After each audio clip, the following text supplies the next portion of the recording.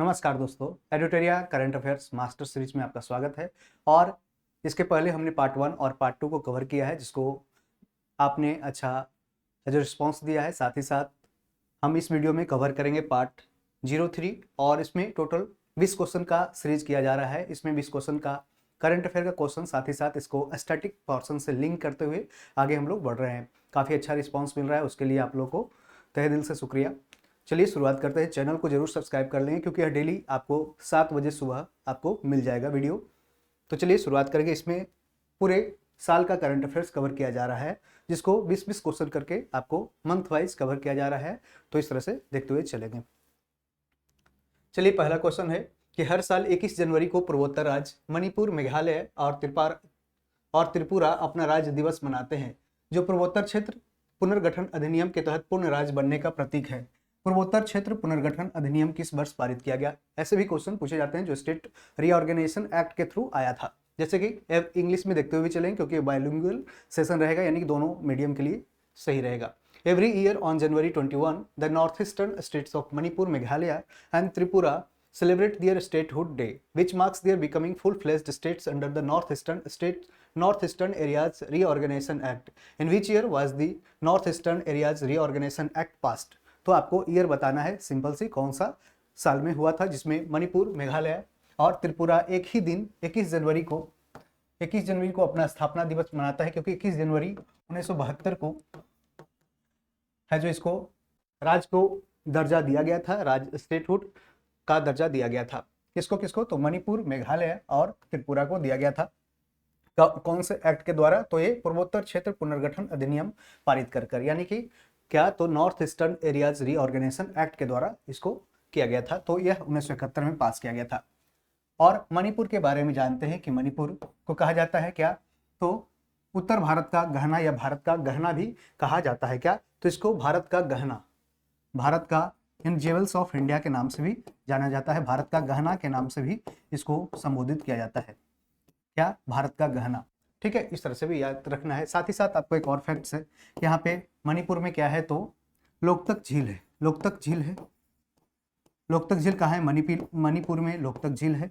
और यहीं पे क्या है, तो लोकतक झील जो फ्रेश वाटर लेक है क्या? तो क्वेश्चन ये पूछा गया है कई बार कि लोकतक झील है जो कौन सा वाटर का लेक है, सॉल्ट वाटर है या फ्रेश वाटर है? तो आपका ध्यान रखना है कि यहाँ पे मीठे पानी की झील है, ये फ्रेश वाटर लेक है। क्या? फ्रेश वाटर लेक है। ठीक है, और इसी में क्या है, तो केबुल लामजाओ नेशनल पार्क है। क्या? केबुल लामजाओ नेशनल पार्क है, जो क्या है, विश्व का एकमात्र तैरता हुआ नेशनल पार्क है। केबुल लामजाओ नेशनल पार्क है। तो ये 2-3 फैक्ट आपको याद रखना है। और इसके पहले बता दें कि मणिपुर क्या था, तो उस तरह से एक राजा था, राजा के अंदर काम कर रहा था जिसका नाम था महाराजा बोधचंद्र सिंह। महाराजा बोधचंद्र सिंह के उस पर शासन किया जा रहा था, लेकिन बाद में क्या हुआ, तो इस तरह से उन्हें पहले एक इंडियन टेरिटरी में शामिल होता है, फिर क्या, तो इस तरह से एक स्टेटहुड के दर्जा दे दिया जाता है। ठीक है, किसको? मणिपुर को। वैसे ही मेघालय को कहा जाता है क्या, तो इसमें बादलों का नगर भी कहा जाता है। क्या? तो बादलों का या नगर या बादलों का निवास कहा जाता है। क्या? बादलों का निवास, यानी रेसिडेंस ऑफ क्लाउड। क्या? क्लाउड। बादलों का निवास क्यों कहा जाता है कि जानते हैं कि मेघालय के ही 2 शहर है, क्या, मासीराम और ये चेरापूंजी। वहां पे विश्व में सबसे अधिक बारिश यहीं पे देखने को मिलती है। कहाँ? तो चेरापूंजी और मासीराम। ठीक है, इसको नाम याद रखना है। तो इस तरह से देखते हुए चलेंगे। साथ ही साथ त्रिपुरा की बात करते हैं। तो त्रिपुरा की बात करते हैं। त्रिपुरा के वर्तमान में मुख्यमंत्री कौन है? तो एम मानिक शाह है। क्या? मानिक शाह है जो यहाँ के मुख्यमंत्री हैं त्रिपुरा के। साथ ही त्रिपुरा के बारे में और भी कुछ जानते हैं। तो त्रिपुरा में बात करते हैं तो यह 3 ओर से बांग्लादेश से घिरा हुआ। क्या? तो 3 ओर से बांग्लादेश से घिरा हुआ। 3 ओर से यह बांग्लादेश से घिरा हुआ। 3 ओर से कहां से? तो ये बांग्लादेश से घिरा हुआ है।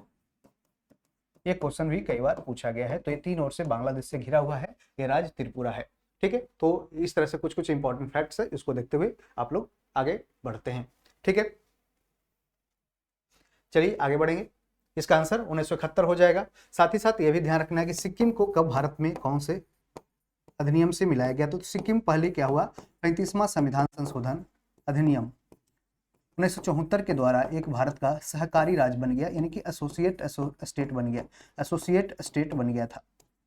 और वही बाद में फिर क्या होता है, इसको 36वें संविधान संशोधन अधिनियम 1975, क्या 1975 के द्वारा इसको बना दिया जाता है। भारत का 22वां कंप्लीट रूप से भारत का राज्य बन जाता है, यानी कि फुल फ्लेज राज्य यह कब बनता है, तो 1975 में बन जाता है सिक्किम। सिक्किम भारत का 22वां राज्य बन जाता है 36वें संविधान संशोधन 1975 के द्वारा। क्वेश्चन कई बार रिपीट किया गया है। चलिए आगे बढ़ते हैं। अगला प्रश्न है कि राष्ट्रीय हल्दी बोर्ड की स्थापना कहाँ में की गई, यानी कि national turmeric board was established in which part of India. तो इसका हेडक्वार्टर रखा गया है कहाँ, निजामाबाद में। कहाँ, निजामाबाद, जो कहाँ पे है, तेलंगाना में है। और तेलंगाना एक राज्य है जो आंध्र प्रदेश से अलग होकर एक राज्य बना है 2 जून 2014 को। और इस तरह से आंध्र प्रदेश की राजधानी रह गई क्या, अमरावती, और ये तेलंगाना की राजधानी हैदराबाद हो चुकी है। तेलंगाना के मुख्यमंत्री कौन है, ए रेवंता रेड्डी। और आंध्र प्रदेश के मुख्यमंत्री कौन है, तो चंद्रबाबू नायडू हैं। और वहां के उप मुख्यमंत्री कौन है, तो पवन कल्याण है। और बात करते हैं कोरापुट की। कोरापुट ओडिशा में क्या है, तो एक बॉक्साइट की खान है। क्या, एल्युमिनियम बॉक्साइट की खान यहाँ पे देखने को मिलती है। कई बार क्वेश्चन यह पूछा गया है, ठीक है, तो इसको याद रखना है। वहीं ओडिशा में भी एक और है, क्या, तो तलचर है। तलचर यह किस कारण से फेमस है, तलचर, तो आयरन ओर के कारण फेमस है। तो आयरन का यहाँ पे ओर प्राप्त किया जाता है, जिस कारण से तलचर फेमस है। तो इस तरह से भी याद रखना है। तो निजामाबाद में राष्ट्रीय हल्दी बोर्ड की स्थापना की गई, जिसे हल्दी को कहा जाता है क्या, तो ये पीले आकार का इस तरह से होता है। और इसको कहा जाता है क्या, तो भारत का गोल्डन स्पाइस कहा जाता है। क्या, गोल्डन स्पाइस, यानी सुनहरा, क्या, सुनहरा मसाला, स्पाइस, सुनहरा मसाला कह सकते हैं। सुनहरा मसाला किसको कहा जाता है, तो ये क्या, तो ये हल्दी को कहा जाता है, हल्दी को कहा जाता है। और इसके पहले जो अध्यक्ष बनाए गए, पहले अध्यक्ष की बात करते हैं, फर्स्ट प्रेसिडेंट कौन बने, तो फर्स्ट प्रेसिडेंट पल्ले गंगा रेड्डी, पल्ले गंगा रेड्डी को बनाया गया। पल्ले गंगा रेड्डी को इसका पहला अध्यक्ष बना दिया गया। और इसका हेडक्वार्टर कहाँ है, तो निजामाबाद, तेलंगाना। इससे होगा क्या, तो राष्ट्रीय हल्दी बोर्ड बनाने से उपाय मुख्य रूप से क्या होगा, तो जो हल्दी का प्रोडक्शन करते हैं, तो उसमें क्या होगा, किसानों में सबसे ज़्यादा क्या, उसको प्रोडक्शन करने की क्षमता बढ़ेगी। साथ साथ वहाँ पे रिसर्च एक्टिविटी भी वहाँ पे देखने को मिलेगी। साथ साथ वहाँ पे इस तरह से रोजगार बढ़ेगी।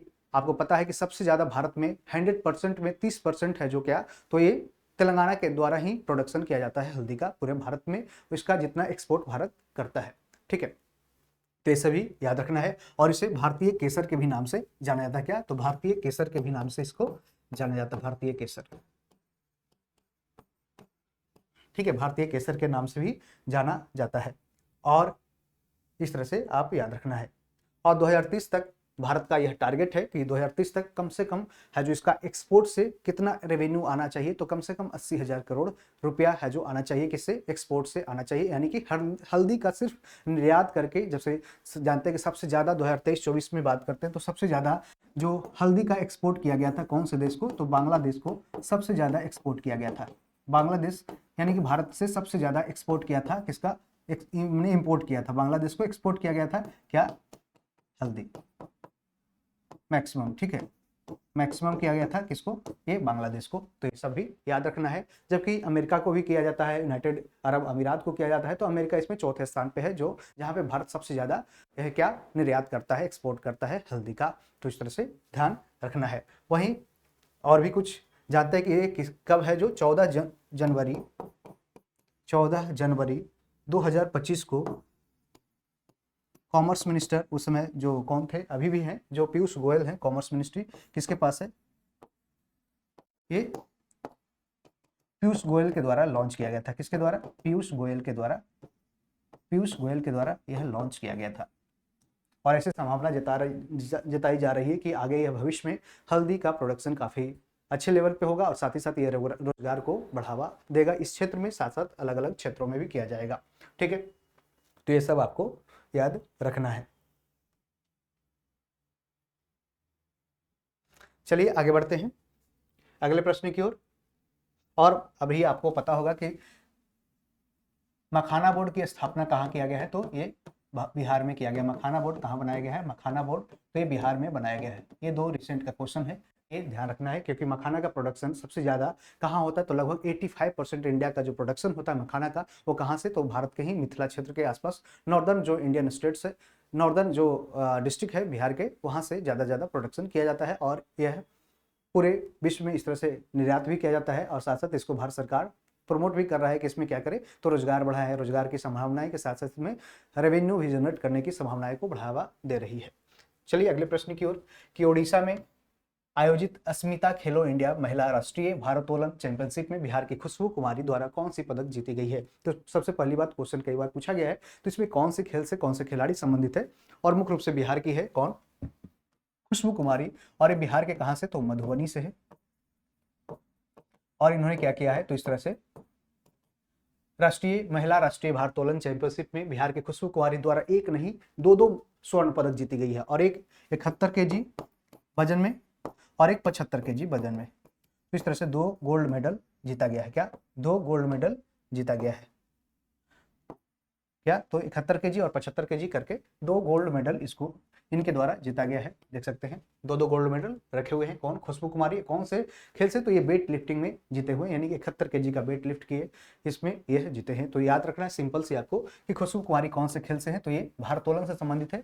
और अभी उड़ीसा के कहाँ पे हुआ था, ब्रह्मपुर, उड़ीसा में ब्रह्मपुर एक जगह है, वहीं पे यह किया गया था आयोजन इसका। ठीक है, कहाँ पे, ब्रह्मपुर उड़ीसा में किया गया था।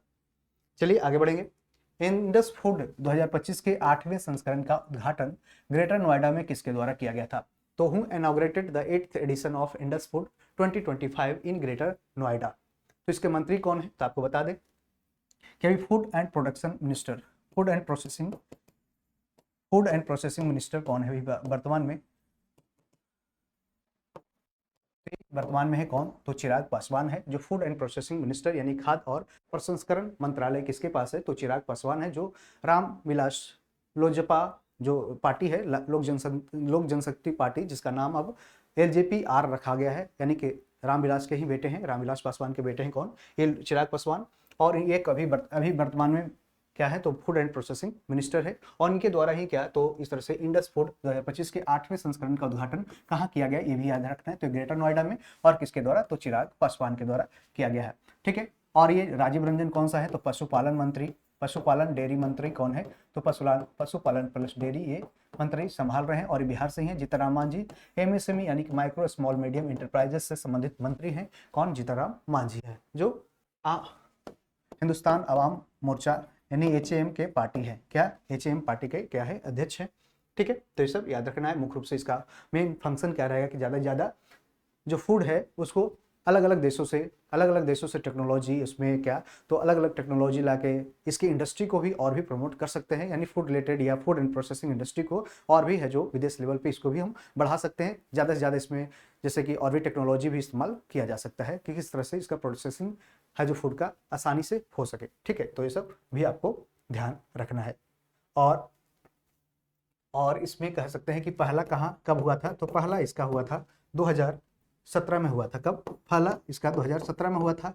इसके बाद लगातार क्या, तो लगातार जो सातों हो रहा है लगातार, अभी नोएडा में हुआ था, ग्रेटर नोएडा में हुआ था, और अभी ग्रेटर नोएडा में हर एक साल होता है। ग्रेटर नोएडा में लगातार ये 7वीं बार 8वीं बार भी किया गया, कहाँ पे, ग्रेटर नोएडा में। और आपको बता दें कि भारत है जो फूड के एक्सपोर्टर में, यानी खाद्य पदार्थों के जो निर्यात करने में भारत का स्थान कितना आता है, तो ये 7वां आता है। तो फूड का एक्सपोर्टर कह सकते हैं भारत कितना स्थान पे फूड का एक्सपोर्ट करने में, तो इसका रैंक है जो कितना है, 8वां रैंक है। क्या, 8वां रैंक है, ध्यान रखना है कितना, तो ये 8वां फूड एक्सपोर्टर में ये है जो भारत है जो कितने रैंक पे आता है। तो अभी ये वर्तमान में अभी क्या है, तो अभी की बात करें तो ये 7वां है। क्या, तो 7वां स्थान पे है, 7वां स्थान पे है। चलिए आगे बढ़ते हैं। हाल ही में क्विक कॉमर्स प्लेटफॉर्म ब्लिंकिट ने त्वरित प्रतिक्रिया एम्बुलेंस सेवा की शुरुआत कहाँ की है, तो देख सकते हैं ब्लिंकिट एम्बुलेंस ये क्या करेगा, तो गुरुग्राम से शुरुआत किया है कि आपको यदि एम्बुलेंस की आवश्यकता पड़ती है तो आपको 10 मिनट के अंदर आपके यहाँ एम्बुलेंस पहुँच जाएगी। जैसे कि पहले पिज़्ज़ा जो डिलीवरी होती है उसमें ये रहती थी कि आपको 30 मिनट में आपको पास डिलीवरी हो जाएगी पिज़्ज़ा की। ठीक है, शायद अभी भी चल रहा होगा। ठीक है, तो 30 मिनट में उस तरह से ही तो खाने की वस्तुओं को तो मिल जा रहा था। जैसे कि स्विगी के द्वारा क्या शुरू किया गया, तो स्नैक्स ऐप को शुरू किया गया है। स्नैक्स ऐप को शुरू किया गया है। इसमें क्या किया जाएगा, तो इसमें स्नैक्स एप्लीकेशन के थ्रू आप है जो खाने पीने की जो छोटी छोटी चीज़ों, जैसे स्नैक्स में हो गया उसको, और ड्रिंकिंग वगैरह इसमें जैसे कोल्ड ड्रिंक वगैरह इसमें मंगा सकते हैं इस एप्लीकेशन के थ्रू, और इसमें कम समय 10 से 15 मिनट के अंदर आपके यहाँ पहुंच जाएगा। इस तरह से स्विगी के द्वारा क्या स्नैक्स ऐप को लॉन्च किया गया है। उसी तरह से क्या तो एक ब्लिंकिट क्या है, तो ब्लिंकिट अब ये ई कॉमर्शियल साइट है जिसके द्वारा यह शुरुआत किया गया है। ठीक है, तो ये कहाँ पे, तो गुरुग्राम से शुरुआत हुआ है, गुरुग्राम से, हरियाणा गुरुग्राम से शुरुआत हुआ, और ये 10 मिनट में सुविधा करेगी एम्बुलेंस की, और एम्बुलेंस में सारी सुविधा लगभग छोटी छोटी जो जरूरत की चीज़ें होती है उसमें मौजूद होगी। और इसमें जैसे कि क्या तो बेसिक जो एक हेल्थ प्रोवाइडिंग फैसिलिटी होनी चाहिए वो वहाँ पे मौजूद रहेगी, जैसे कि आपका बीपी चेक करने वाला, आपको है जो ऑक्सीजन सिलेंडर, ये सब सारी चीज़ें हैं जो वहाँ पे मौजूद रहेगी। ठीक है, तो इस तरह से देख सकते हैं, ये ब्लिंकिट एम्बुलेंस याद रखना है। ठीक है, और इसके बता दें आपको कि ब्लिंकिट के सीईओ कौन है, ये क्वेश्चन पूछ सकते हैं, ब्लिंकिट के फाउंडर एंड सीईओ कौन है, तो फाउंडर एंड सीईओ के भी नाम याद रखना है। Founder and CEO Albinder Dhindsa, क्या नाम है, अलविंदर ढिंडसा, अलविंदर ढिंडसा इसका नाम है, जो फाउंडर एंड सीईओ है किसका, तो ये ब्लिंकिट के सीईओ हैं। चलिए आगे बढ़ते हैं। बिहार का पहला घड़ियाल अभयारण्य कहाँ बनाए जाने की योजना है, तो वेयर इज बिहार फर्स्ट घड़ियाल sanctuary plan to be built. तो जानते हैं कि इस तरह से घड़ियाल का प्रोडक्शन सबसे ज्यादा, या कह सकते संख्या लगभग 1200 से 1500 की संख्या कहाँ मिलती है, तो ये गंडक नदी, मुख्य रूप से गंडक नदी है जो वहाँ पे फेमस है। और इस तरह से कहाँ, तो इस तरह से गोपालगंज में ही गंडक नदी के कहा, गंडक नदी में इस तरह से परियोजना का शुरुआत करने का फैसला लिया गया है, और बिहार का पहला घड़ियाल अभयारण्य बनाए जाने की घोषणा है। और यहाँ पे कहा तो लगभग 1200 से 1500 की संख्या यहाँ से मिलती है, क्या तो 1200 से 1500 यहाँ पे घड़ियाल देखने को मिलती है। ठीक, यहाँ से इस तरह से इमेज में देख सकते हैं घड़ियाल होती है। और आपको बता दें कि घड़ियाल क्या है, तो ये एक संकटग्रस्त है, संकटग्रस्त जीव है, संकटग्रस्त माने इंडेंजर्ड स्पेसिस है, यानी इस पे भी खतरा लागू है, खतरा चालू है।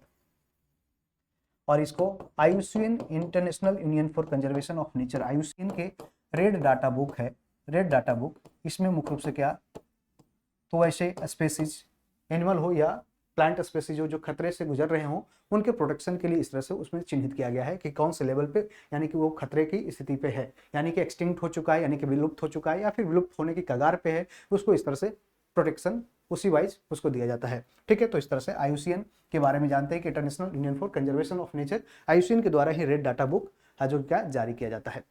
ठीक है, तो इसको याद रखना है। चलिए ये सब याद रखना है, साथ ही साथ आपको बता दें कि भारत में सबसे पहली बार गंगा विक्रमशिला डॉल्फिन जो सेंचुरी है, अभयारण्य है, बनाया गया है। भारत का पहला इस तरह से डॉल्फिन के प्रोटेक्शन के लिए क्या बनाया गया है, तो इस तरह से विक्रमशिला, कहाँ पे, भागलपुर में विक्रमशिला, विक्रमशिला डॉल्फिन सेंचुरी बनाया गया है, डॉल्फिन सेंचुरी बनाया गया है, डॉल्फिन सेंचुरी कह सकते हैं या फिर अभयारण्य कह सकते हैं। कहाँ बनाया गया है, तो यह भागलपुर में बनाया गया है। और बात करते हैं तो ये गंगा, ये डॉल्फिन के रिसर्च के बारे में, यानी गंगा नदी में क्या कितनी मात्रा में डॉल्फिन है, किस तरह से वो अपना आवास को सुरक्षित कर रहा है, कितना उसको नुकसान पहुंच रहा है, किस चीज़ से कितनी, किस तरह से वो रिप्रोडक्शन कर रहा है, उसके बारे में पूरी तरह से रिसर्च करने के लिए कहाँ पे गंगा डॉल्फिन रिसर्च सेंटर बनाया गया है। क्या गंगा डॉल्फिन रिसर्च सेंटर बनाया गया है, डॉल्फिन रिसर्च सेंटर बनाया गया है, कहाँ पे, तो ये बनाया गया है ये पटना के एनआईटी घाट पे, पटना के आप एनआईटी घाट तरफ जाएंगे तो वहाँ पे आपको इसको देखने को मिल जाएगा। और सबसे लास्ट में उस तरह से बना हुआ है, कहाँ, तो पटना के एनआईटी घाट के रास्ते ही सब उधर जाएंगे तो लास्ट में यह बना हुआ है। क्वेश्चन अभी बीपीएससी के पीटी में एग्जाम में पूछा भी गया था। ठीक है, और भारत में बात करते हैं, गंगा की बात करते हैं, तो गंगा है जो कितने जिलों से, बिहार के कितने जिलों से गुजरती है, तो यह 12 जिलों से गुजरती है। कितने, 12 जिलों से होकर गुजरती है। कहाँ से, 12 जिलों से होकर गुजरती है। साथ साथ आपको बता दें कि बिहार में कितनी लंबाई इसकी है, तो टोटल गंगा की लंबाई कितनी है, तो 2525 किलोमीटर है। 2500 कितनी, तो 2525 किलोमीटर, 2525 किलोमीटर इसकी टोटल लंबाई है, जिसमें से 445 किलोमीटर, कितनी, 445 किलोमीटर है जो यह बिहार में है, जो यह नदी बहती है। और ये कहाँ से, तो बिहार के उधर चौसा से शुरू होती है, गंगा नदी बिहार में एंटर करती है और कटिहार के रास्ते है जो उधर निकल जाती है। कहाँ, तो फिर बे ऑफ बंगाल में गिरती है उधर पश्चिम बंगाल होते हुए। ठीक है, तो इसका याद रखना है। चलिए आगे बढ़ते हैं। भारत का पहला generation beta baby Frankie Remruatdika Zadeng का जन्म कहाँ हुआ, तो where was India's first generation beta baby Frankie Remruatdika Zadeng born, तो इसका आंसर क्या हो जाएगा, तो ये मिजोरम के आइजोल में इनका जन्म होता है। और ये पहली ऐसी लड़की बनती है, जो पहली बच्ची बनती है, पहले जो बेबी बॉर्न होती है, वो 2015 से लेकर 2025 से लेकर 2039 तक के पीरियड में को माना गया क्या, तो इसमें बीटा जनरेशन, क्या तो फर्स्ट बीटा जनरेशन के बेबी को माना गया। और इसमें कहा तो मिजोरम की राजधानी आइजोल में इसका जन्म हुआ, आइजोल में इसकी जन्म होती है, आइजोल में, ठीक है। और वहीं से इस तरह से पहला है जो जैसे ही 2025 स्टार्ट होता है, यानी कि 1 जनवरी 2025 को इसका जन्म होता है, जिस कारण से यह जो पहला इस जनरेशन का बीटा बेबी के रूप में जाना जाता है। तो ये कहाँ की है, तो ये इस तरह से देख सकते हैं, और ये कहा तो मिजोरम में इसका जन्म होता है। तो भारत का पहला ऐसा जनरेशन बीटा बेबी है जो ये बन जाता है, ठीक है। और इसके सिद्धांत कौन दिया था, तो मार्क मैक्रेंडल, क्या मार्क मैक्रेंडल, मार्क मैक्रेंडल ने इस तरह से यह सिद्धांत है जो दिया था, क्या तो बीटा बेबी का सिद्धांत दिया था, मार्क मैक्रेंडल ने दिया है, मार्क मैक्रेंडल ने यह सिद्धांत को दिया है, ठीक है। यानी कि नई पीढ़ी का इस तरह से जन्म, ठीक है। तो इस तरह से याद रख लेना है।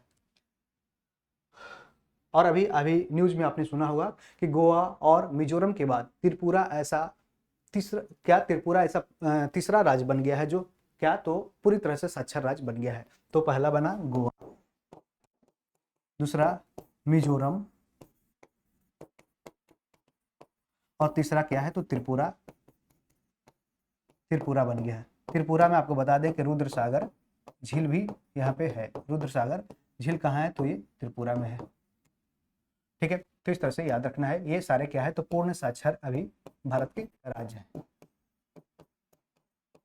और केंद्र शासित प्रदेश की बात करते हैं तो एकमात्र यूटी है, यानी यूटी की बात करते हैं तो कौन है एकमात्र यूटी, यानी लद्दाख। लद्दाख क्या है तो एकमात्र है जो क्या पूर्ण साक्षर राज्य बना हुआ है। तो इस तरह से जब 95% के आसपास जो क्राइटेरिया है उसको फुलफिल कर लेता है, उसको क्रॉस कर लेता है, तब उसको माना जाता है कि वह राज्य क्या है तो एक पूर्ण साक्षर राज्य बन गया है। तो इस तरह से त्रिपुरा है जो ऐसा करने वाला तीसरा भारत का राज्य बन गया है। तो ये याद रखना है। चलिए आगे बढ़ते हैं।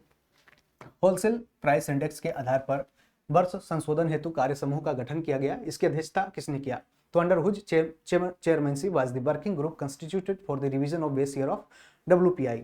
तो WPI के बेस ईयर को इस तरह से किस तरह से आगे चेंज करना है उसके आधार पे जानते हैं कि बताया आपको हमने पहले वाले वीडियो में भी कि होलसेल ये GDP का जो कैलकुलेशन होना चाहिए, ठीक है, ये कहाँ पे होना चाहिए, किसके बस पे, तो पहले 2011-12 बेस ईयर रखा गया था, 2011-12 बेस ईयर। अब इसको बढ़ा करके कर दिया गया कितना, 2022-23 कर दिया गया। यानी कि जो भी एक बास्केट ऑफ प्रोडक्ट है उसको एक बास्केट, जैसे कि एक बास्केट हो गया, एक बास्केट में कुछ प्रोडक्ट रखा हुआ, ठीक है, कुछ प्रोडक्ट रखा हुआ है, तो इसकी कीमतों में किस तरह से उसको देखना है, कितनी वृद्धि हुई, कितनी इसकी हानि हुई, कितना आगे ये इन्फ्लेशन हुआ, कितना डिफ्लेशन हुआ, तो उसी के आधार पे इसको अब कहाँ से देखा जाएगा, तो 2022-23 के आधार पे देखा जाएगा कि यानी कि 2022-23 में किसी वस्तु की कीमत कितनी थी और अभी 2026 में या 2025 में कितनी हो चुकी है, यानी कितने % की वृद्धि हुई, उसी को बोलते हैं क्या, इन्फ्लेशन होना। यानी कितनी महंगाई, यानी कोई प्रोडक्ट अगर पहले 10 रुपये में मिल रहा था अब 15 रुपये में बढ़ गया, तो उसमें कितनी % की वृद्धि हुई, कितनी महंगाई बढ़ी है, उस अकॉर्डिंग फिर जज किया जाता है टोटल। तो उसमें WPI, CPI, consumer price index, WPI मुख्य रूप से क्या, तो ये कंज्यूमर यानी उपभोक्ता लेवल पे नहीं देखा जाता, इसमें व्यापारियों को कितना इससे नुकसान हुआ, कितना फायदा हुआ, उसके अकॉर्डिंग देखा जाता है। यानी कि क्या, तो इसमें ट्रेडर्स को मुख्य रूप से देखा जाता है, इसमें जज किया जाता है, उसके अकॉर्डिंग उसके बास्केट के प्रोडक्ट को देखा जाता है। जबकि कंज्यूमर प्राइस इंडेक्स में CPI में मुख्य रूप से क्या, कंज्यूमर को कितना % का, जैसे पहले वो आटा खरीद रहा था 25 रुपये की जो अब किलो और अब हो गया 30 रुपये किलो, तब उसको कितना पे करना पड़ रहा है एज ए कंज्यूमर, तो उसमें कितना % इन्फ्लेशन हुआ वो CPI बेस्ड होता है। तो इस तरह से 2011-12 से 2022-23 और इसी के बारे में कार्य समूह का गठन किया गया। इसकी अध्यक्षता किसने किया है, तो ये रमेश चंद्र ने किया है, रमेश चंद्र, और ये नीति आयोग के एक सदस्य है। क्या, नीति आयोग के सदस्य, ये कौन है, नीति आयोग के सदस्य है। नीति आयोग के क्या है, एक सदस्य है, मेंबर है। बता दें कि आपको नीति आयोग के स्थापना कब होती है, 1 जनवरी 2015 को इसकी स्थापना होती है। और किसको रिप्लेस करता है, तो जो प्लानिंग कमीशन बनता है, प्लानिंग कमीशन जो 5 ईयर प्लान जो बनाता था, जो 12 5 ईयर प्लान टोटल बना है उसी पे आधारित था। और ये वो सब पंचवर्षीय योजना थी जो 5 वर्ष का एक विजन लेकर चलता था, लेकिन ये 1 वर्षीय, 3 वर्षीय, 7 वर्षीय एक विजन लेकर चलता है कि किस तरह से हमको टारगेट करना है, अपनी इकोनॉमी को आगे कैसे बढ़ाना है। जैसे कि आपने देखा होगा कि 2047 तक भारत का यह टारगेट है क्या करना है, तो भारत एक डेवलप्ड कंट्री बन जाना है। 2027 तक भारत का यह टारगेट है कि हम कम से कम जो अपना लक्ष्य पूरा करें और तीसरा विश्व का इकोनॉमी बन जाए, तीसरा विश्व का सबसे बड़ा इकोनॉमी बन जाए और 2047 तक एक डेवलप्ड कंट्री बन जाए। तो ये भारत का अभी प्रमुख टारगेट है इकोनॉमी में, और जीडीपी में मामले में तो तीसरा स्थान हासिल करना है 2027 तक। ठीक है, तो 1 जनवरी 2015 को इसकी स्थापना होती है और इसके वर्तमान में सीईओ कौन है, तो वीवीआर सुब्रमण्यम इसके सीईओ हैं। साथ साथ अध्यक्ष कौन है, तो अध्यक्ष प्रधानमंत्री होते हैं, जबकि उपाध्यक्ष सुमन बेरी हैं। सुमन बेरी इसके उपाध्यक्ष हैं नीति आयोग के। ठीक है, और नीति आयोग क्या है, तो एक थिंक टैंक बॉडी यानी कि सोचने वाली क्या एक बॉडी है जो सरकार के लिए सोचती है किस सारे फील्ड में, जैसे इकोनॉमिक फील्ड हो गया, हिस्ट्री, जो ये क्या तो जो जियो पॉलिटिक्स हो गया वगैरह, इस सब सारे में रिसर्च करते हैं और इसमें भारत सरकार को एक डाटा देते हैं। लेकिन इसकी डाटा जो है जो मुख्य रूप से क्या एक एडवाइजरी होती है, सरकार माने या ना माने उस पर डिपेंड करता है। हालांकि सरकार ही इसका जो प्रधानमंत्री होता है जो मुख्य रूप से इसके अध्यक्ष होते हैं। ठीक है, तो ये सभी आपको ध्यान रखना है। ठीक है, और ये काम किसी तरह से करता है, तो ये टॉप टू बॉटम यानी कि नीचे ग्रास रूट लेवल पे ऊपर तक काम करता है। पहले क्या तो प्लानिंग कमीशन बॉटम टू ये क्या टॉप टू बॉटम करता था, लेकिन ये क्या करता है तो ये बॉटम टू टॉप अप्रोच अपनाता है। तो ये बॉटम टू टॉप अप्रोच अपनाता है, ये ध्यान रखना है। क्वेश्चन इस तरह से भी पूछ सकता है क्या तो किस तरह से काम करता है, यानी कि नीचे से ऊपर की ओर इसका है जो टारगेट रखना है, यानी ग्रास रूट लेवल को जो समस्याएं हैं उसको भी देखते हुए आगे बढ़ना है।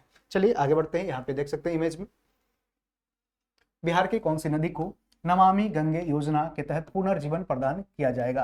तो नमामि गंगे योजना की बात करते हैं तो इसमें मुख्य रूप से गंगा का रेजुनेट करना, गंगा के जो समस्या आ रही थी जैसे पॉल्यूशन मुख्य रूप से प्रभावित कर रहा था, पॉल्यूशन हो गया, और फिर जैसे समस्या है जिसमें इसमें कचरे वगैरह ज़्यादा फेंके जा रहे थे जिस कारण से वहाँ रहने वाले जैसे डॉल्फिन की प्रजाति जो सबसे ज़्यादा यहाँ देखी गई है गंगा नदी में, तो यह है जो क्या तो इसमें उसको समस्या आ रही थी रिप्रोडक्शन संबंधी, या फिर उस तरह से अपना ये प्रोडक्शन अच्छी तरह से नहीं कर पा रहे थे, जिस कारण से बिहार सरकार या भारत सरकार के जो प्रयास था और अलग जो अदर स्टेट्स है जहाँ पे ये गंगा गुजरती है तो उनके सरकार के प्रयासों से है जो क्या तो नमामि गंगा प्रोजेक्ट को शुरुआत किया जाता है। कब 2014 में इसकी शुरुआत की जाती है, 2014 में इसको शुरू किया जाता है। और अब तक के देख लें कि अभी तक का जो बजट कम से कम इसमें 20,000 करोड़ से लेकर 22,500 करोड़ रुपए इसमें खर्च कर दिए गए हैं बजट में। टोटल कितना तो लगभग 20,000 करोड़ से आसपास 20,000 करोड़ रुपये से लेकर के कितना तो 22,500 करोड़ रुपए इसमें खर्च कर दिए गए हैं अभी तक।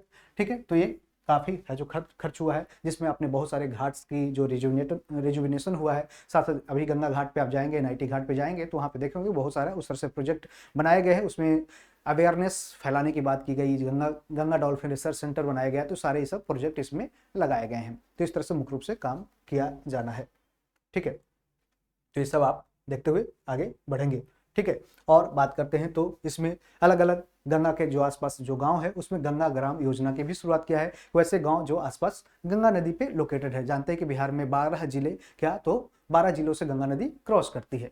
ठीक है, तो 12 जिले और 445 किलोमीटर का डिस्टेंस है जो कवर करती है। साथ साथ इसकी टोटल डिस्टेंस क्या है तो 2525 किलोमीटर, जिसमें 445 किलोमीटर कहाँ तो बिहार के 12 जिलों से ही गुजरती है, 445 किलोमीटर गंगा गुजरती है। तो ये सब आपको कुछ कुछ फैक्ट्स है जो याद रखते हुए आगे चलना है।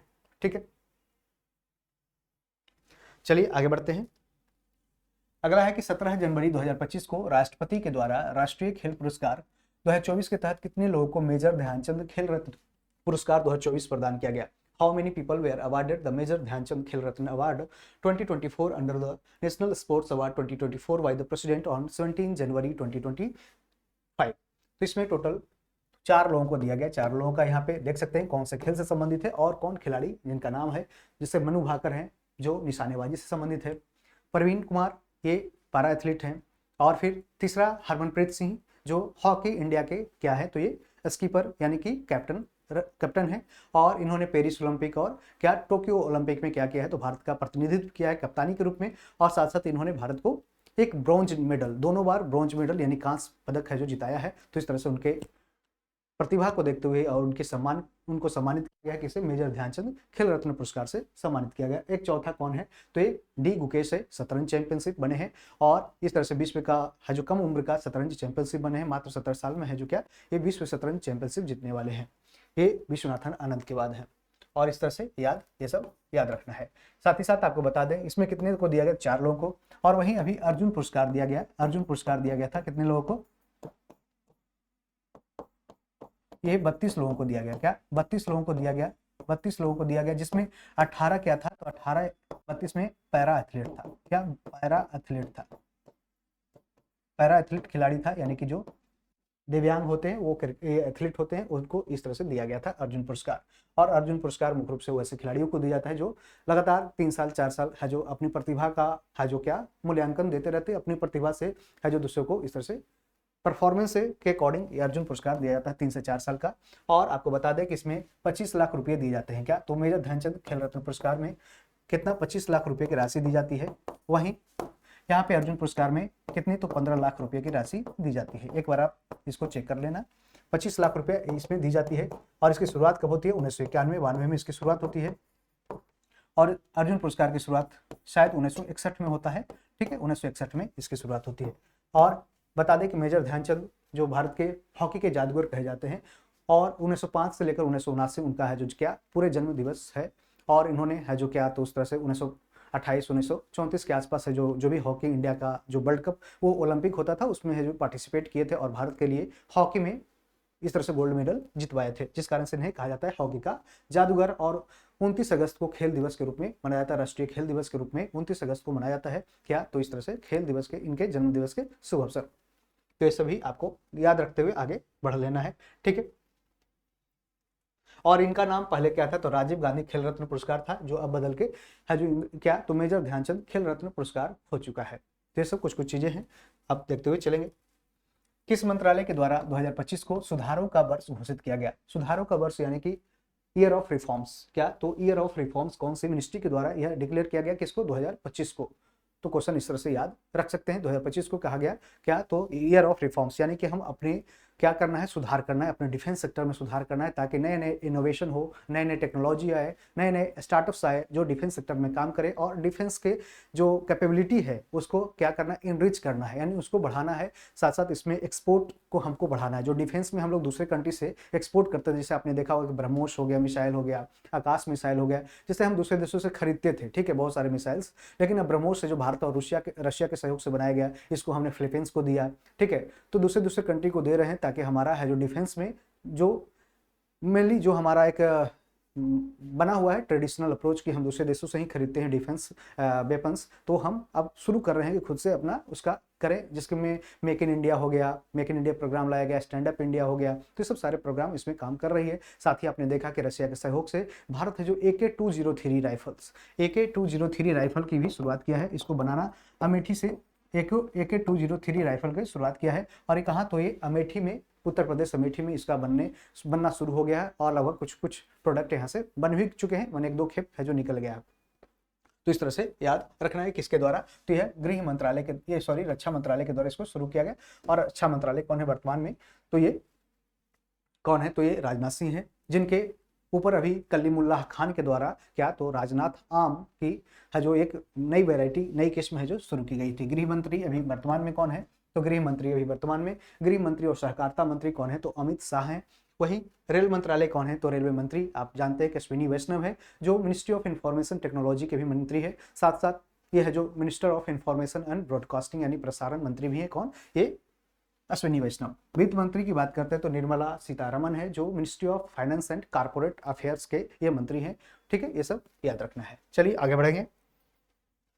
रामसर कन्वेंशन के तहत वेटलैंड सिटी के रूप में मान्यता प्राप्त करने वाले पहले भारतीय शहर कौन है, the first Indian city to be recognised as a world city, wetland city under the Ramsar convention. तो वेटलैंड आखिर होता क्या है, तो दलदली नुमा भूमि, जो दलदली भूमि होती है, जिसमें क्या, तो उस तरह से मीथेन गैस भी निकलता है। साथ साथ ये क्या करता है, तो कार्बन सेक्वेस्ट्रेशन का भी काम करता है, यानी कार्बन को कंजर्व करने का भी काम करता है, जिस कारण से कार्बन डाइऑक्साइड का अमाउंट है जो क्या, तो इन्वायरमेंट ज़्यादा ना फैले। ठीक है, और साथ साथ ये क्या करता है, तो दलदली भूमि है तो एक वाटर रिजर्वायर के तौर पे भी काम करता है, जो आसपास के क्षेत्रों को क्या, तो पानी की उपलब्धता है जो कम नहीं होने देती है। ठीक है, तो ये कह सकते हैं रिचार्जेबल, क्या एक अर्थ का ये रिचार्जेबल है, ये रिचार्जेबल सोर्स के रूप में भी काम करता है।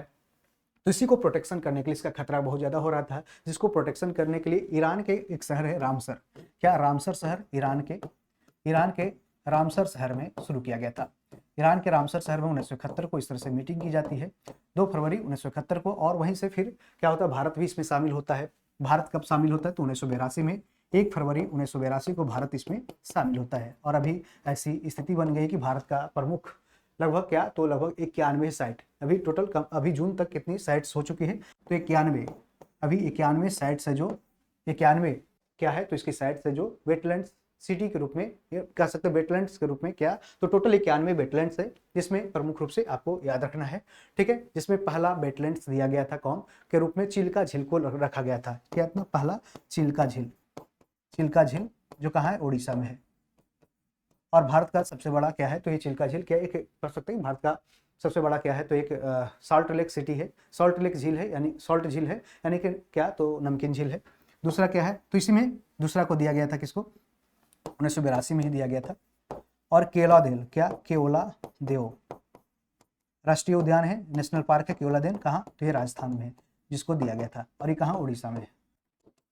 तो ये दोनों को प्रमुख याद रखना है। और सबसे बड़ा वेटलैंड्स कौन है, तो याद रखना है सुंदरबन डेल्टा जो पश्चिम बंगाल में है, वो सबसे बड़ा है, क्या, तो सबसे बड़ा सुंदरबन है, सबसे बड़ा सुंदरबन है, सुंदरबन, सुंदरबन है।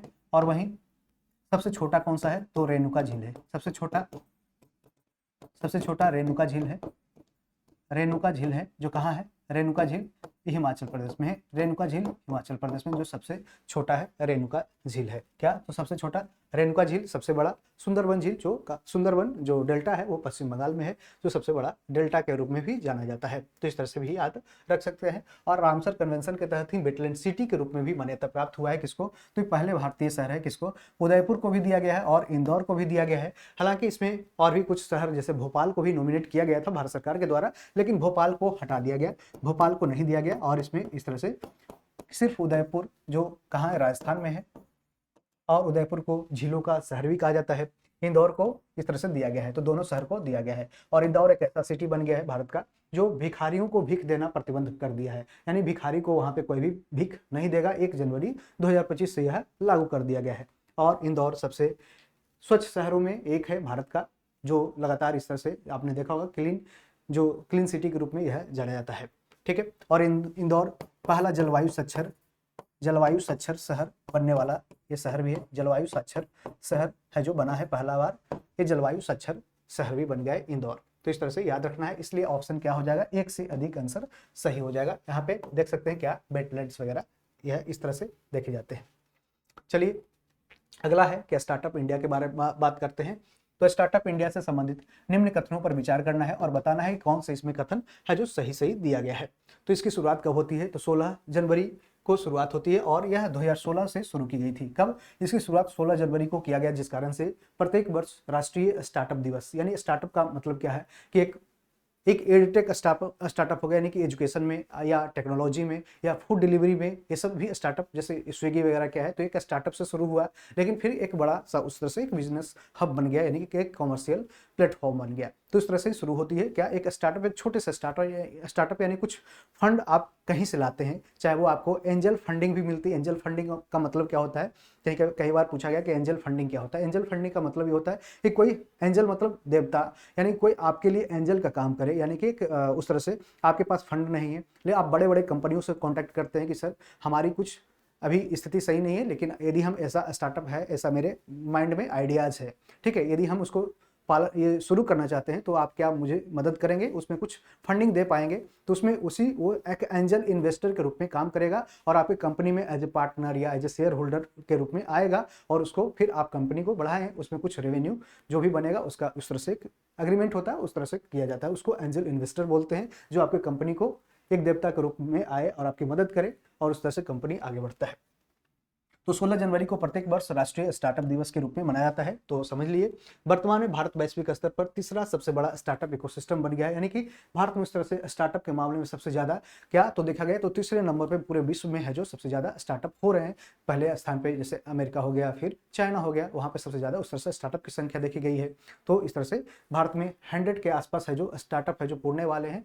स्टार्टअप कंपनी 100 के ऊपर जो मुख्य रूप से क्या, तो एक कह सकते हैं कि क्या बन गया है, तो जैसे फिजिक्स वाला की बात करते हैं तो क्या बन गया है, तो पीडब्ल्यू जो बन गया था एक यूनिकॉर्न के श्रेणी में चला गया था। तो भारत में बहुत ज़्यादा यूनिकॉर्न, यानी 100 के आसपास ही यूनिकॉर्न है, जबकि अमेरिका, रूस में या चाइना में बहुत ज़्यादा क्या है, तो यूनिकॉर्न्स है। तो इसमें दिए गए कथनों में क्या है, तो तीनों कथन इसमें क्या है, तो ये तीनों कथन क्या है, तो सही सही दिया गया है, यानी इस तरह से दिया गया है। और इसी स्टार्टअप को आगे बढ़ाने के लिए भारत सरकार के द्वारा stand up India, make in India जैसे प्रोग्राम को लाया गया है। क्या मुद्रा योजना को भी लाया गया है, जिसमें मुद्रा योजना के तहत कुछ राशियां दी जाती है, कुछ फंडिंग दी जाती है, ताकि आप अपना बिजनेस छोटे छोटे से लेवल से स्टार्ट कर सके। चलिए आगे बढ़ेंगे। जनवरी 2025 में भारत मोबिलिटी ग्लोबल एक्सपो का आयोजन कहाँ किया गया? तो where was the India mobility global expo organised in January 2025। तो इसमें मुख्य रूप से क्या, तो भारत का एक्सपोर्ट लेवल को, चाहे वो टेक्नोलॉजी के फील्ड में हो, चाहे वो एग्रीकल्चर के फील्ड में हो, चाहे वो फार्मास्यूटिकल्स के फील्ड में हो, आपको क्या करना है, तो या फिर सॉफ्टवेयर के इंडस्ट्री में या इंफॉर्मेशन टेक्नोलॉजी में हो, तो उसको क्या करना है, वर्ल्ड लेवल पे उसको एक्सपोर्ट करना है। क्या, तो उसमें एक्सपोर्ट करने के मामले में यानी कि निर्यात करना है हमको, दूसरे कंट्री से इंपोर्ट नहीं करना है, इसमें एक्सपोर्ट करना है, क्या बढ़ाना है इसको, उसी पे एक चर्चा की जाती है। और उसमें मुख्य रूप से इस तरह का आयोजन कहाँ किया जाता है, तो भारत मंडपम नई दिल्ली, यशो भूमि नई दिल्ली, इंडिया एक्सपो सेंटर एवं मार्ट ग्रेटर नोएडा, इस तरह से 3 जगहों पे मुख्य रूप से किया जाता है। तो इस तरह से आपको याद रखना है। तो ऑप्शन डी इसमें सही हो जाएगा। इस तरह से भारत मोबिलिटी ग्लोबल एक्सपो 2025 यह 17 से 22 जनवरी में किया गया और इसका उद्घाटन किया था कौन? प्रधानमंत्री ने किया था। हाल ही में केंद्रीय पशुपालन मंत्री राजीव रंजन सिंह उर्फ ललन सिंह, जो बिहार से हैं, इनके द्वारा भारत के पहले जैविक मत्स्य पालन क्लस्टर का शुभारंभ कहाँ किया गया? तो पहले जैविक मत्स्य पालन क्लस्टर का शुभारंभ यानी कि first India's organic fisheries cluster established in which part of India? तो इसका आंसर कहाँ हो जाएगा? तो सिक्किम हो जाएगा। सिक्किम के सोरांग में, क्या, सिक्किम के सोरांग में यह किया गया है। सिक्किम के सोरांग में यह किया गया है। और इसमें मुख्य रूप से एक्वा कल्चर यानी एक्वा फिशिंग, एक्वा कल्चर कह सकते हैं। उसमें मुख्य रूप से क्या, तो आपको फसल भी उपजाना है, साथ साथ उसमें मछली का भी उत्पादन करना है। यानी कि एक ही फील्ड में, जैसे एक फील्ड हो गया, ठीक है, इसी में क्या करना है, जैसे धान की खेती भी कर देना है और इसी में मछली का भी पालन करना है, क्योंकि मछली को भी जल की आवश्यकता होती है। और धान के बीच में थोड़ा सा स्पेस अगर बनाएंगे तो उसमें क्या, तो उसमें मछली आराम से अपना है जो रह सकती है और उसमें एक प्रोडक्शन भी हो जाएगा, साथ साथ दोनों इस तरह से एक्वा फिशिंग भी हो जाएगा, एक्वा कल्चर फिशिंग हो जाएगा। ठीक है, तो इसमें मुख्य रूप से क्या, तो जल में रहने वाले जीवों जो मछली है उसका प्रोडक्शन ज़्यादा से ज़्यादा बढ़ाना है, इसका यह मुख्य लक्ष्य रखा गया है। ठीक है, तो इस तरह से आप देख सकते हैं। ठीक है, और ये मुख्य रूप से क्या रहेगा, तो ये नाबार्ड के थ्रू इसमें वित्त पोषण भी किया जाएगा। वैसे किसान जो इसमें मुख्य रूप से एक्वाकल्चर में काम करना चाहते हैं, ये फिशिंग को प्रोडक्शन का ज़्यादा काम करना चाहते हैं, तो उसको इससे रोजगार भी मिलेगा, साथ साथ उसका वित्त पोषण किसके द्वारा किया जाएगा, तो नाबार्ड के थ्रू किया जाएगा। किसके द्वारा? नाबार्ड के थ्रू किया जाएगा। और नाबार्ड के बारे में जानते हैं कि 1 जनवरी क्या, तो नाबार्ड की स्थापना कब होता है? 1982 में होती है। और कौन सी समिति? तो शिव रमन समिति की अनुशंसा पे यह काम करती है। शिव रमन समिति की अनुशंसा पे नाबार्ड की स्थापना की जाती है। और मुख्य रूप से क्या, तो एग्रीकल्चर में, कृषि में ज़्यादा से ज़्यादा ग्रामीण क्षेत्रों में लोन प्रोवाइड करने के लिए इस तरह से नाबार्ड की स्थापना की गई थी, ताकि वो जो किसान वहाँ पे रहे तो उसको इस तरह से क्या करना है, तो उसमें एग्रीकल्चर जो क्रेडिट है यानी लोन से वो नहीं मिल पाती, जिस कारण से सस्ते दर पे लोन उपलब्ध कराना नाबार्ड का यह मुख्य उद्देश्य रहा। चलिए आगे बढ़ेंगे। तो निम्नलिखित कथनों पर विचार करते हुए सही कथन का चयन करना है। सबसे पहले आपको ध्यान रखना है कौन सा पूछा है, तो सही या गलत पूछा है। तो जनवरी 2025 तक भारत का मेट्रो रेल नेटवर्क 1000 किलोमीटर से अधिक हो चुका है। तो ये सही है कि जनवरी 2025 तक भारत का जो मेट्रो रेलवे नेटवर्क है वो 1000 किलोमीटर से ऊपर हो चुका है। और शुरुआत हुआ था कब? 1984 से। कहाँ से? कोलकाता से। कोलकाता मेट्रो से शुरुआत होता है, लेकिन ये धीरे धीरे प्रमुख राज्यों में, ठीक है, 13 राज्यों से लेकर ये है जो अभी तक फैला हुआ है, 13 राज्य के आसपास ये फैला हुआ है। और 23 शहरों में ये फैल चुका है। कितने? 23 शहरों में, 11 राज्य के 23 शहरों में फैल चुका है। क्या? 11 राज्यों के 23 शहर में मेट्रो फैल चुका है। तो ये ध्यान रखना है। ठीक है, ये फैल चुका है और इसमें संख्या, इसकी जो लेंथ है वो 1000 किलोमीटर से अधिक हो चुकी है। यह चीन और संयुक्त राज्य अमेरिका के बाद दुनिया में तीसरा सबसे बड़ा नेटवर्क बन गया है। यानी कि पहले स्थान पे चीन है और दूसरे स्थान पे संयुक्त राज्य अमेरिका के बाद दुनिया में तीसरा सबसे बड़ा नेटवर्क है जो किसका? मेट्रो का बन गया है, वो भारत बन गया है। भारत में मेट्रो का विस्तार कब होता है? तो 1984 में होता है। और ये कहाँ? तो कोलकाता में इसका विस्तार किया जाता है। कहाँ? कोलकाता में इसका विस्तार किया जाता है। एक बार आप यहाँ पे देख लेंगे कि क्या, तो चीन और संयुक्त राज्य अमेरिका, यानी कि संयुक्त राज्य अमेरिका फर्स्ट पे है या फिर चीन सेकंड पे है, एक बार आप मैच करके कंफर्म कर देना। ठीक है, तो इस तरह से अगर अकॉर्डिंग इसको देखें तो इस तरह से ABC तीनों इसमें आंसर सही हो जाएगा। और ये सही ही होगा तब तो इस तरह से तीनों इसमें स्टेटमेंट सही है। और ये कोलकाता से शुरू होता है, जबकि दिल्ली मेट्रो की शुरुआत कब होती है? दिल्ली मेट्रो की, तो यह 1900 कब? 2002 में इसकी शुरुआत की जाती है दिल्ली में। 2002 में इसकी दिल्ली मेट्रो की शुरुआत होती है। पटना मेट्रो का भी निर्माण चल रहा है, कई जगहों पे इस तरह से मेट्रो स्टेशन बन रहा है और अभी हो सकता है कि अगले साल तक ये लॉन्च हो ही जाए।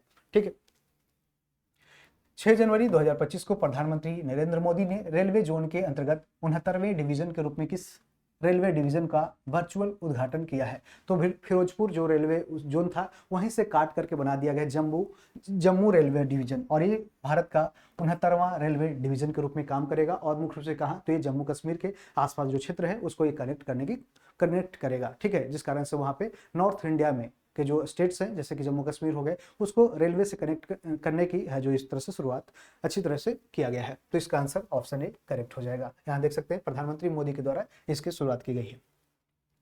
28 जनवरी 2025 को किस राज्य सरकार के द्वारा शासन में क्षेत्रीय भाषाओं के एकीकरण को बढ़ावा देने हेतु मिटी यानी ministry of information and ministry of electronics and क्या, तो इसमें इलेक्ट्रॉनिक्स एंड डिजिटल टेक्नोलॉजी के ministry of electronics and technology के डिजिटल इंडिया भाषा विभाग के साथ हस्ताक्षर करने वाला पहला पूर्वोत्तर राज्य कौन बन गया है? तो पूर्वोत्तर राज्यों में जानते हैं कि सेवन सिस्टर भी कहा जाता है, 7 बहनें, जिसमें सिक्किम को छोड़कर सारे राज्य हैं। सिक्किम क्या है तो ऊपर है, थोड़ा सा ऊपर हो जाता है, और इसमें 7 सिस्टर यानी नॉर्थ ईस्ट के क्या, तो ये 7 राज्य हैं। कौन कौन है? तो अरुणाचल प्रदेश हो गया, मेघालय हो गया, मणिपुर हो गया, मिजोरम हो गया, त्रिपुरा हो गया और असम हो गया, नागालैंड हो गया। तो ये 7 प्रमुख राज्य हैं। उसी में से कह रहा है कि सबसे पहला कौन बना है? जो भाषा विभाग जो कहा गया भाषिणी एप्लीकेशन को लॉन्च किया है, जिसमें ट्रांसलेशन यानी कोई भाषा को ट्रांसलेशन को सुगमता पूर्वक यानी किसी भी डिजिटल टेक्नोलॉजी को यदि आप अपनाते हैं तो उसमें बहुत सारे लैंग्वेज दिए जाते हैं ऑप्शन में। जैसे आप हिंदी में सुनना चाहते हैं, इंग्लिश में सुनना चाहते हैं, या उर्दू में या फारसी में जो भी है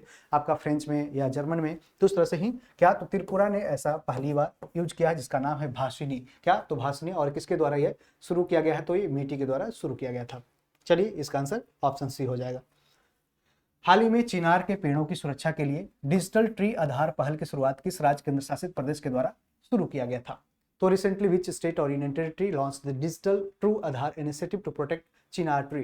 तो चिनार के पेड़ पौधे जो होते हैं उनको इस तरह से जीआई टैगिंग या कह सकते हैं आधार टैगिंग, आधार जैसे आपका आधार बना होगा इसमें 12 अंक का डिजिट उस तरह से दिया गया था कि जैसे आपका उस तरह से एक आधार कार्ड पे नंबर दिया गया, आधार नंबर। तो उसी तरह से जम्मू और कश्मीर में क्या, तो चिनार के पेड़ों की सुरक्षा के लिए डिजिटल ट्री यानी कि इस तरह से क्या, तो पेड़ों की क्या करी जाएगी, तो आधार बनाई जाएगी, उसमें उस तरह से जियो का उस तरह से क्या, तो उसको आधार नंबर 1 दिया जाएगा। क्या, पेड़ों का आधार नंबर दिया जाएगा। और ये कौन से पेड़? तो चिनार के पेड़। ये ध्यान रखना, चिनार के पेड़ की सुरक्षा के लिए। तो ऑप्शन बी इसमें करेक्ट हो जाएगा। क्या, ऑप्शन बी इसमें करेक्ट हो जाएगा।